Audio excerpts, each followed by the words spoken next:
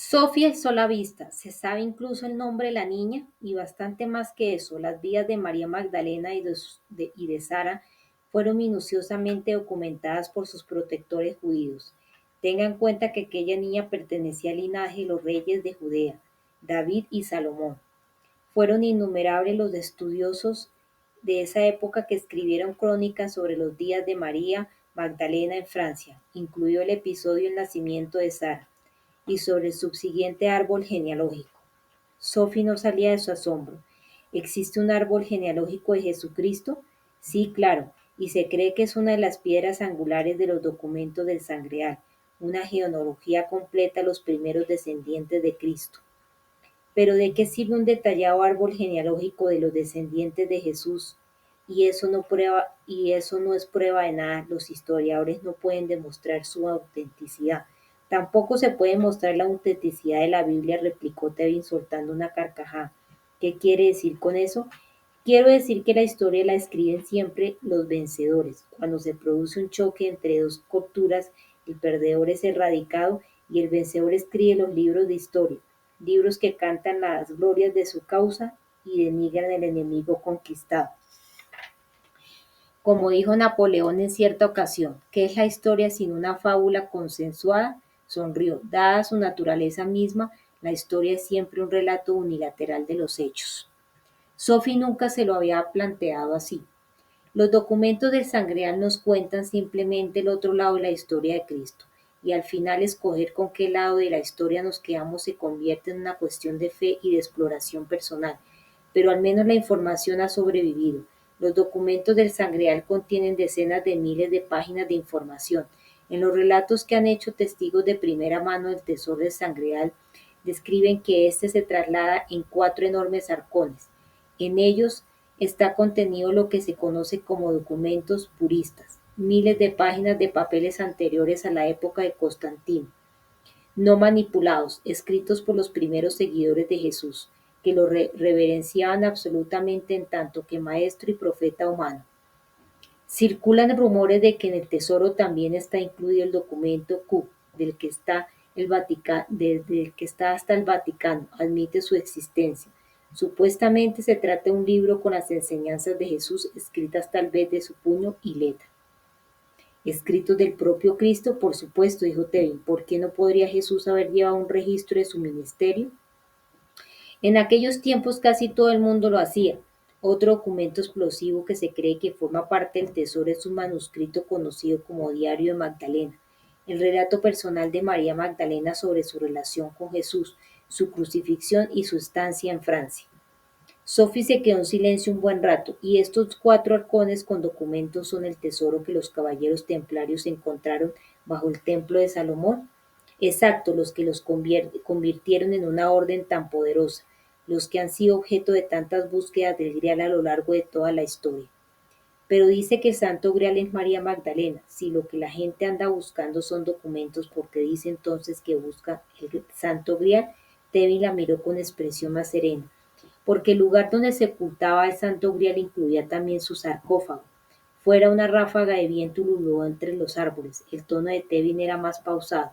La búsqueda del Grial es literalmente el intento de arrodillarse ante los huesos de María Magdalena, un viaje para orar a los pies de la destacada de la divinidad femenina perdida.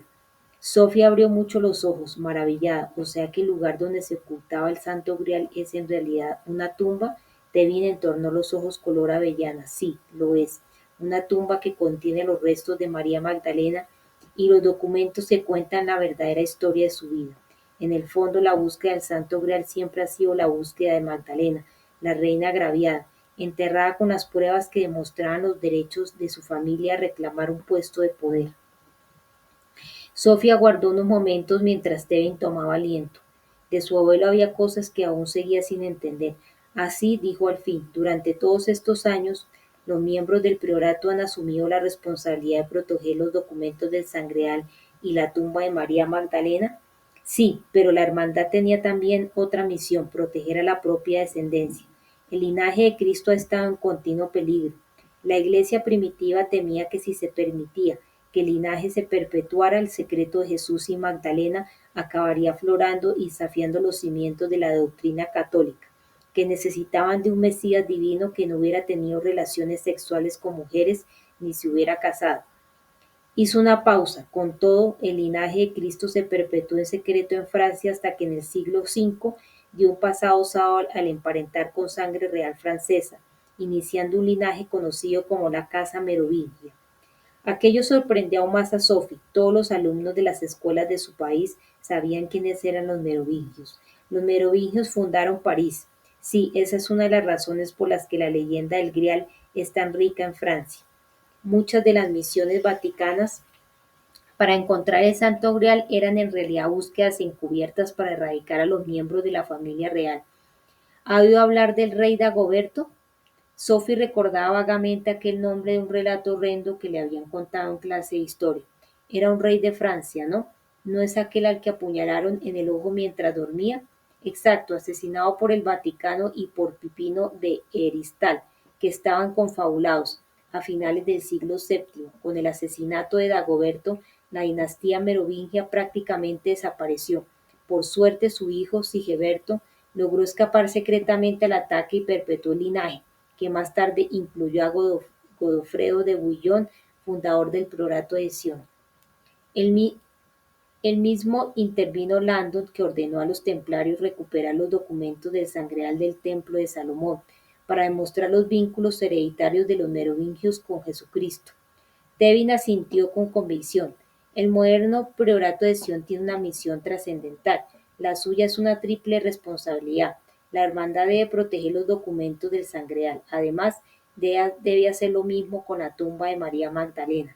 Y por supuesto debe nutrir y proteger el linaje de Jesús, es decir, a los pocos miembros de la dinastía merovingia que han sobrevivido hasta nuestra época. Aquellas palabras resonaron en la inmensa sala y Sophie sintió una extraña vibración, como si esos huesos resonaran una nueva verdad, descendientes de Jesús que han sobrevivido hasta nuestra época. La voz de su abuelo volvió a susurrarle al oído: princesa, debo contarte la verdad sobre tu familia. Un escalofrío le atravesó la carne, sangre real. No se atrevía ni a imaginarlo. Princesa Sophie, Sir Leigh. Las palabras del mayordomo atronaron desde el intercomunicador de la pared y Sophie dio un respingo. ¿Podría venir un momento a la cocina? Tevin frunció el ceño ante aquella inoportuna intromisión. Se fue hasta el intercomunicador y pulsó el botón. Remy, como ya sabes, estoy ocupado con mis invitados. Si nos hace falta algo en la cocina, ya nos arreglaremos solos. Gracias y buenas noches. Necesito hablar un momento con usted antes de volver a acostarme, si es tan amable, señor. Tevin gruñó y pulsó de nuevo el botón. Pues date prisa, Remy. Se trata de un asunto doméstico, señor, y no creo que a sus invitados les interese demasiado. Tevin no daba crédito a lo que oía. ¿Y no puede esperar mañana? No, señor, no le llevaré ni un minuto. Tevin entornó los ojos y miró a Landon y a Sophie. A veces no sé quién está al servicio de quién. Volvió a presionar el botón. Voy para allá. Remy, ¿te traigo algo?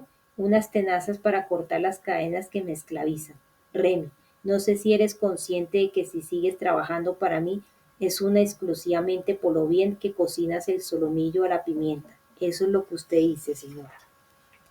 Princesa Sophie. Sophie sentía un vacío en su interior mientras oía el golpeteo cada vez más lejano de las muletas de Tevin contra el suelo del pasillo. Aturdida se volvió para mirar a Landon, que negó con la cabeza como si le estuviera leyendo los pensamientos. No, Sophie, le susurró, sin atisbo de duda en la mirada. Eso mismo fue lo primero que se me ocurrió cuando me dijiste que tu abuelo pertenecía al priorato y que quería revelarte un secreto sobre tu familia. Pero es imposible, hizo una pausa. Samuel no es un apellido merovingio. Sophie no sabía si sentirse aliviada o decepcionada. Hacía un rato, curiosamente, Landon le había preguntado cómo de pasada cuál era el apellido de soltera de su madre, Chauvel. Ahora entendía por qué lo había hecho. ¿Y Chauvel? Le preguntó nerviosa. Landon volvió a negar con la cabeza. Lo siento. Sé que te habría ayudado a entender algunas cosas sobre tu origen, pero no. Solo quedan dos líneas directas de merovingios. Sus apellidos son Plantar y Saint-Clair. Ambas familias viven escondidas, probablemente ayudadas por el priorato. Sophie repitió mentalmente aquellos apellidos y negó con la cabeza. En su familia no había nadie que se llamara así. De pronto se sintió invadida por un fuerte cansancio. Se dio cuenta de que está igual de lejos que en el Louvre de conocer la verdad que su abuelo había querido revelarle. Ojalá la tarde anterior no lo hubiera mencionado a la familia. Al hacerlo le había abierto unas heridas que le hacían tanto daño como siempre. Están muertos, Sophie, y no van a volver. Pensó en su madre que le cantaba nanas para que se durmiera, en su padre que la cargaba en los hombros, en su abuela y en su hermano menor, que le sonreía con sus alegres ojos verdes. Todo aquello se lo habían robado y solo le habían quedado su abuelo. Y ahora él tampoco está, me he quedado sola. Sophie se volvió en silencio para contemplar una vez más la última cena y se fijó en el pelo largo y rojizo de María Magdalena, en sus ojos serenos, en su expresión había algo que evocaba la pérdida de un ser querido, la misma que Sophie también sentía. Robert dijo en voz baja. Él se acercó. Ley dice que la historia del Grial está por todas partes, pero esta noche ha sido la primera vez que yo he oído hablar de ella. Landon hizo el ademán de ponerle la mano en el hombro para tranquilizarla, pero se contuvo. Seguro que la has oído más veces, Sophie. Todos la conocemos, lo que pasa es que no nos damos cuenta. No te entiendo, la historia del Grial está en todas partes, pero oculta. Cuando la Iglesia prohibió hablar de la repudiada María Magdalena, su historia tuvo que empezar a transmitirse por canales más discretos, canales llenos de metáforas y simbolismos. Claro, el mundo de las artes. Landon se acercó a la reproducción de la Última Cena, un ejemplo perfecto. Algunas de las más destacadas obras pictóricas, literarias y musicales nos hablan secretamente de la historia de María Magdalena y de Jesús. Landon se refirió brevemente a las obras de Leonardo da Vinci, de Botticelli, de Poussin, de Bernini, de Mozart, de Victor Hugo. En todas latía el intento por restaurar el culto a la prohibida divinidad femenina. Leyendas clásicas como las de Sir Gawain y el Caballero Verde, el Rey Arturo o la Bella Durmiente eran alegorías del Grial. El Jorobado de Notre Dame de Victor Hugo y la Flauta Mágica de Mozart estaban llenas de simbología masónica y de secretos sobre el cáliz. Una vez abrimos los ojos al Santo Grial, dijo Landon, lo captamos por todas partes, en pinturas, en piezas musicales, en libros, hasta en los dibujos animados, en los parques temáticos, en las películas más populares. Landon le enseñó su reloj de Mickey Mouse y le dijo que Walt Disney había dedicado su plácida existencia a trabajar para transmitir la historia del Santo Grial a las futuras generaciones. A lo largo de toda su vida a Disney lo consideraron siempre como una versión moderna de Leonardo. Los dos se adelantaron mucho a su tiempo. Los dos fueron artistas extraordinariamente dotados, miembros de sociedades secretas y notorios bromistas. Al igual que en el caso de Leonardo, a Walt Disney le encantaba incluir mensajes ocultos y símbolos en sus obras. Para el ojo entrenado del experto en simbología, ver alguna de las primeras películas de Disney era quedar sepultado bajo una luz de alusiones y metáforas. La mayor parte de sus mensajes trataban de la religión, de la mitología pagana y de las historias de la diosa sometida. No es casualidad que retomara los cuentos de la Cenicienta, la Bella Durmiente y Blancanieves. En las tres se trata el tema de la encarcelación de la divina femenina. Además, a nadie le hace falta saber mucho de simbología para entender que Blancanieves, una princesa que cayó en desgracia tras darle un bocado a una manzana envenenada, representa una clara alusión a la caída de Eva en el jardín del Edén, ni que la princesa Aurora, la bella durmiente rosa, en nombre clave y escondida en la espesura del bosque para protegerse de las garras de la bruja malvada, es la historia del Grial contada a los niños. A pesar de su imagen de seriedad corporativa, la factoría Disney ha mantenido siempre ese elemento fresco y desenfadado, y los creadores se divierten incorporando símbolos secretos a sus producciones. Landon se olvidará, Langdon no olvidará nunca el día en que uno de sus alumnos le trajo un DVD del Rey León y detuvo la película en un fotograma en el que se leía claramente la palabra sexo escrita con partículas de polvo sobre la cabeza de Simba, el protagonista, aunque la primera reacción de Landon fue atribuirla más a una broma adolescente del dibujante que a una alusión ilustrada a la sexualidad pagana. Había aprendido a no desestimar el simbolismo de Disney. La Sirenita, por ejemplo, era un cautivador tapiz de símbolos espirituales relacionados hasta tal punto con la diosa que no podía ser obra del azar.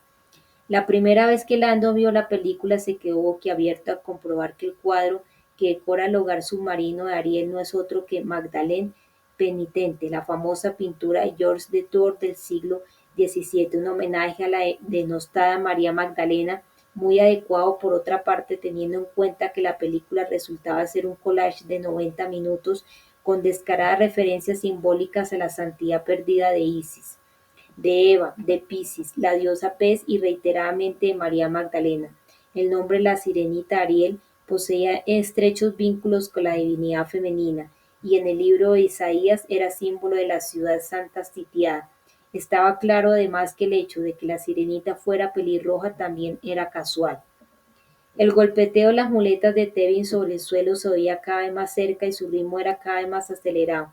Cuando su anfitrión entró por fin en el estudio, lo hizo con gesto muy serio. Será mejor que te explique, Robert, dijo fríamente. No has sido sincero conmigo.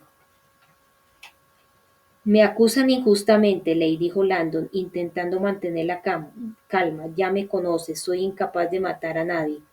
El tono de Tevin no se suavizó. Robert, por Dios, pero si te están sacando por la televisión, ¿sabías que te busca la policía? Sí. Entonces has abusado de mi confianza. Me asombra que hayas sido capaz de hacerme correr este riesgo, viniendo aquí pidiéndome que diserte sobre el grial para que así tú puedas esconderte en mi casa. Yo no he matado a nadie, ya que Sanuer está muerto y la policía dice que lo has matado tú. Tevin parecía triste, un gran impulsor de las artes.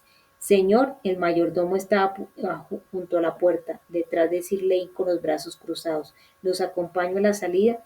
Ya lo hago yo. Cruzó el estudio y abrió unas grandes puertas acristaladas que daban al jardín. Por favor, suban al coche y váyase. Sophie no se movió. Tenemos información sobre la Clef Boti, la clave del priorato. Tevin la miró fijamente durante unos segundos y finalmente hizo un gesto de rechazo. Una treta desesperada. Robert sabe cuánto la he buscado. Te está diciendo la verdad, intervino Landon. Por eso hemos recurrido a ti esta noche, para hablarte de la clave.